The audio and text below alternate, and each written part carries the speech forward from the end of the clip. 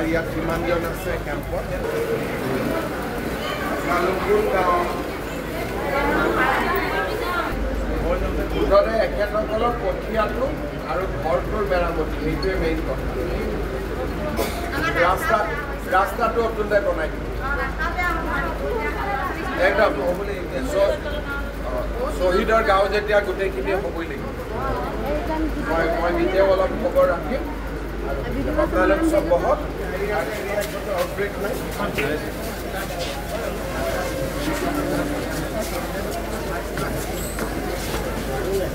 ডায়েৰিয়াটো notice ৰাখিব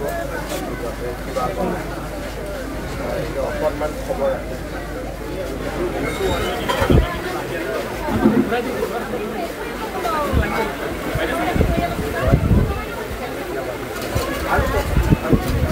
নুমলীগড়ত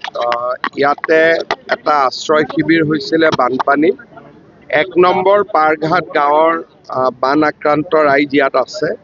সকলোৰে মই খবৰ ল'লোঁ স্বাস্থ্য শিবিৰো অনুষ্ঠিত হৈছে ডক্টৰসকলৰ লগতো কথা পাতিলোঁ যাতে ডায়েৰিয়া আউটব্ৰেক আদি নহয় ৰাইজেও গোটেই সহায়খিনি পোৱা বুলি কৈছে অৱশ্যে ঘূৰি গ'লে তেওঁলোকৰ ঘৰ যি ভাঙিছে বা মথাউৰিৰ পৰাও সমস্যা আছে ৰাস্তাৰো সমস্যা আছে গোটেইখিনি ৰাইজে মোক কৈছে মই শুনিছোঁ আমি যিমান পাৰোঁ সকলোকে সহায় কৰিম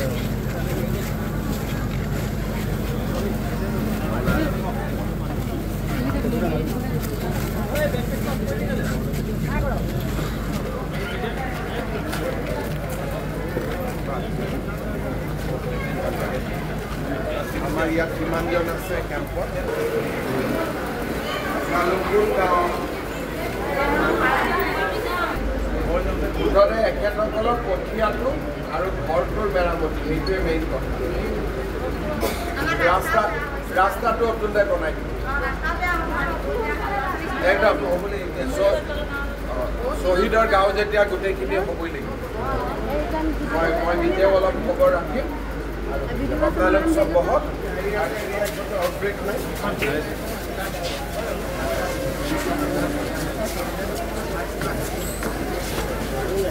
ডায়েৰিয়াটো নটিচ ৰাখিব কিবা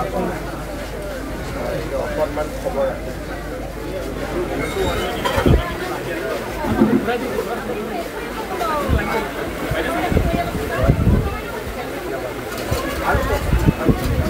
নুমলীগড়ত